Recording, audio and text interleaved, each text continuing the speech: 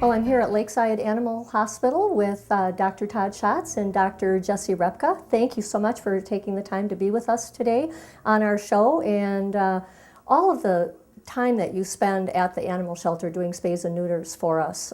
We really appreciate that.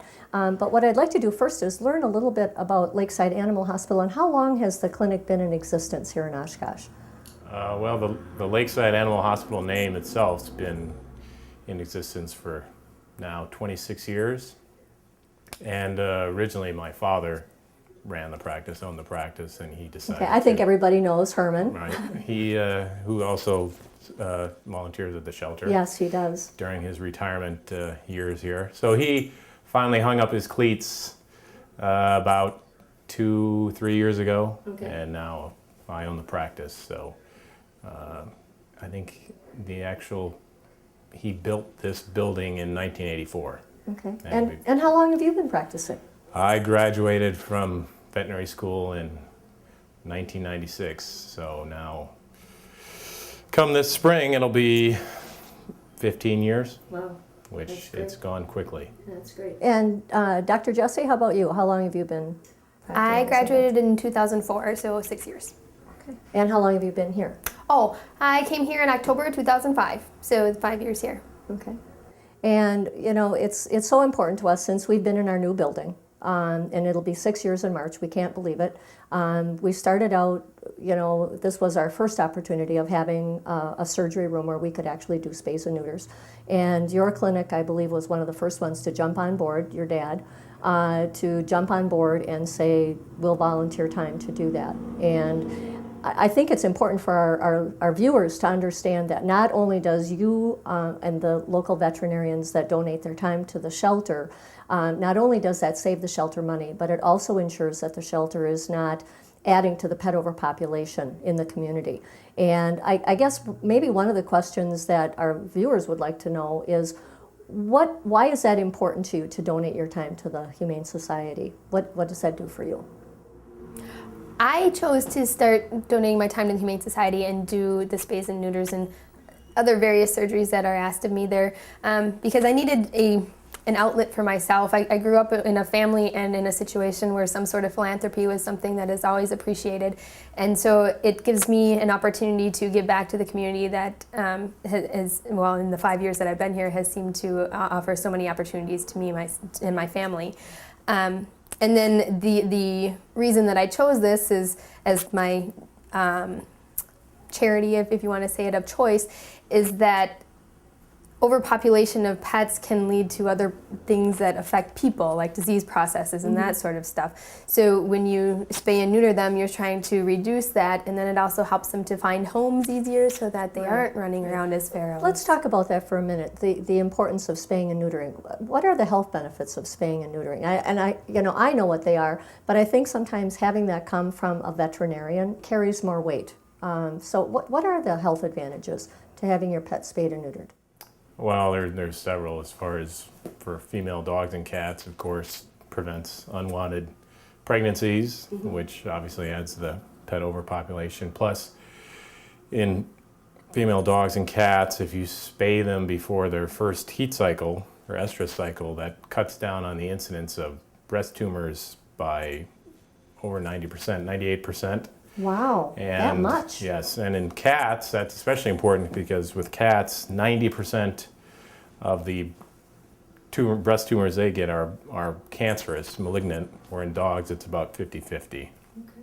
Plus, it also prevents them from developing uterine infections as they get older, which is not an uncommon event in a lot of middle age, even to older cats and female cats and dogs that aren't spayed. As far as castrating a male cat, that prevents spraying in the house, also decreases on the odor of the urine itself. This makes them a better pet as in general.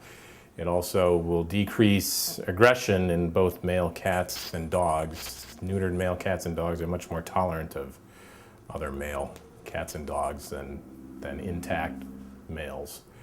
And it also helps, especially with dogs and probably cats as well. They're more apt to stay within the confines of their yard than to wander off. It's They're not amazing. looking- yeah, they're not looking They're for a not mate. looking Kind for of takes away that exactly. And I mate. just wanted to add on with what Jessie said about volunteering at the shelter. I totally agree with what she said, and also indirectly, even a business standpoint, it benefits veterinarians practicing in the area just because you guys are able to adopt so many animals that otherwise it would be hard to adopt if they weren't spayed, and obviously helps us out from a business standpoint. So it's a win-win situation for everybody. Yeah, that's wonderful.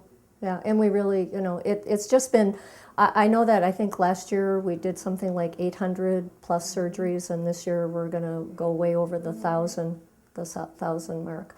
And I think that's pretty impressive for a shelter. And granted, we could never do that without the support of people like you. And we just can't thank you enough for doing that. So how does shelter medicine differ from, the patients that you see on a daily basis? Is there a difference between shelter medicine and... There's somewhat of a difference.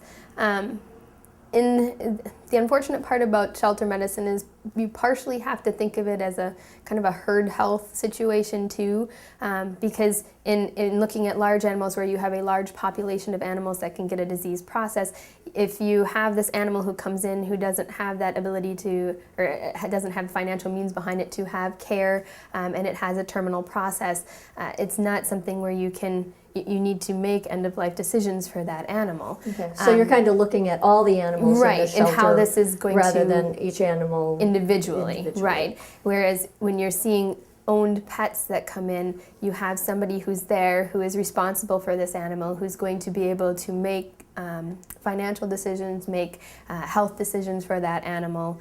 And although the shelter does a wonderful job at taking care of animals that do have more chronic disease processes, some of them are things that are going to need decisions like that made sooner for them.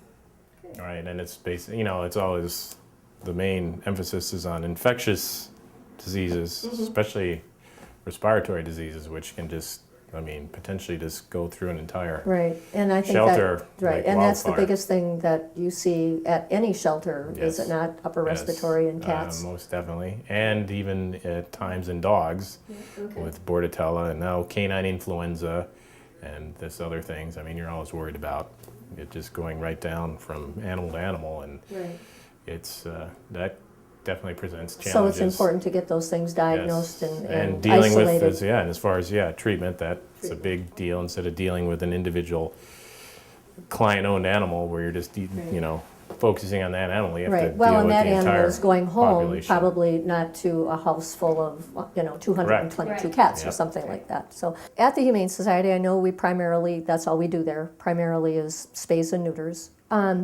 Any surgery is serious. People need to contemplate the health of their animal when they go under anesthesia. But for the most part, spays and neuters, pretty routine surgery, something that, we hear people say, oh, I could never put my animal through that, the recovery or whatever. What's your feeling about that? Well, like I said, no surgery is routine, and the minute you start thinking that, then you'll run into problems. But as far as surgeries that are performed on animals, it's obviously the most commonly performed surgery, even here. That's most commonly what we're doing day in and day out. And I think the benefit now is the anesthetics and especially the pain protocols, analgesic protocols we use are getting better every year, and that's evolved quite a bit even since I've graduated. So the anesthetics are a lot safer. The monitoring is a lot better. We have better equipment to monitor them. And the medications we're giving them are better and safer.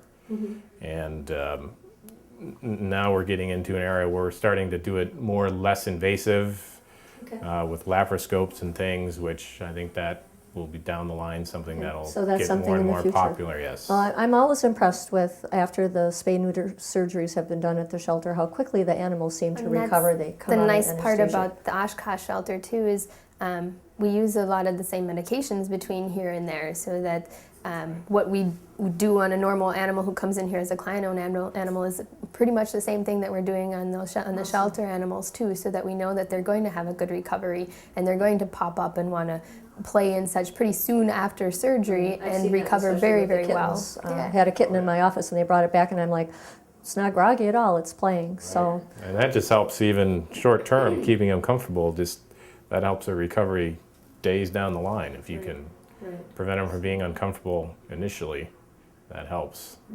well, again, I want to thank you both for being on our show today, and I want to thank you for all the great work that you do at our Humane Society. You truly, you're giving to the Humane Society, but you're giving to the animals, and we really appreciate that. So thank you for your gift of time today, and You're very welcome.